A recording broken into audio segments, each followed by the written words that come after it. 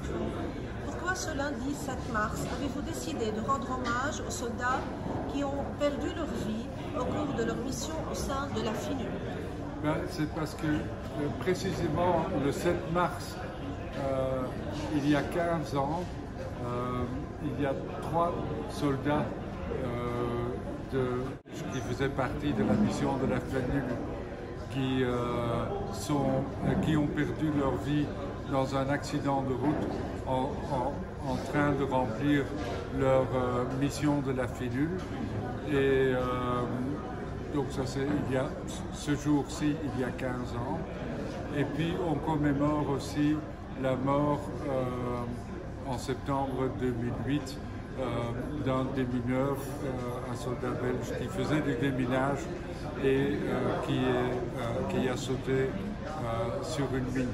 Et donc c'est en commémoration du sacrifice de ces 4 soldats que nous sommes venus ici aujourd'hui pour les rendre hommage à ces 4 soldats, mais aussi à tous les soldats de la FINUL qui ont perdu la vie depuis leur déploiement. Il y en a 324 au total. Et donc c'est aussi pour commémorer le sacrifice de ces soldats dans cette mission de paix, parce qu'il s'agit bien sûr d'une mission de paix. Est-ce que la Belgique va réintégrer la FINUL dans l'avenir? On a participé à la FINUL entre 2006 et 2014. Il y a eu à peu près 5500 soldats belges qui ont servi au Liban. Après, l'armée belge n'est pas super grande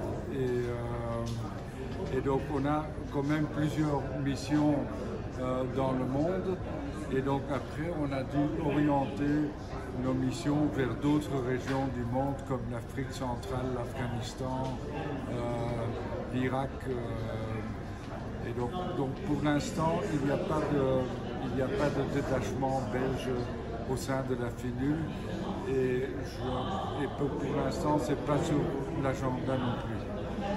La Belgique a financé la réhabilitation de l'hôpital de Technique. Parlez-nous, monsieur l'ambassadeur, de ce projet, s'il vous plaît. Y a-t-il des projets similaires? Oui. Donc, il faut savoir que pendant la guerre de 2006, Tbilin a particulièrement souffert. À peu près 40% de la ville était détruite. Et donc, il y avait des besoins de tout. Et donc, le gouvernement belge a décidé de financer la reconstruction de l'hôpital de Tbilin, de le rendre un peu plus grand aussi. Ceci a été fait par du financement belge et c'était une belle réussite parce que cet hôpital fonctionne encore très bien aujourd'hui et elle ne dessert pas uniquement la ville de Tbilin, mais toute une région de plusieurs villes et villages aux alentours. Donc c'est quand même un élément essentiel dans le service public auprès de la population de la région. Quelle est la position de la Belgique à l'égard de la situation en Ukraine? Nous condamnons fermement cette agression non provoquée de l'armée russe qui est vraiment contraire à tout le droit international et le droit de la guerre. L'Ukraine est un pays souverain, indépendant, qui est sans aucune provocation de sa part envahi par une armée et par un pays beaucoup plus grand.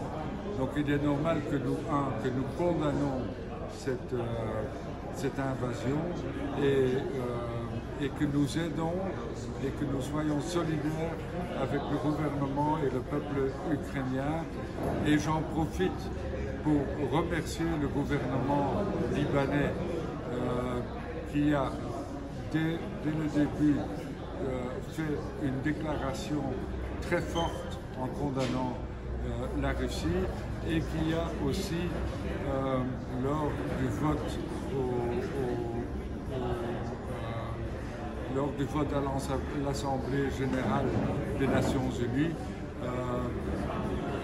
la semaine passée, le Liban n'a pas hésité à voter contre l'invasion russe. Et donc, en tant qu'Européen, je suis très reconnaissant au gouvernement libanais d'avoir pris une position aussi ferme, et nous apprécions beaucoup. Merci, monsieur le Président. Voilà.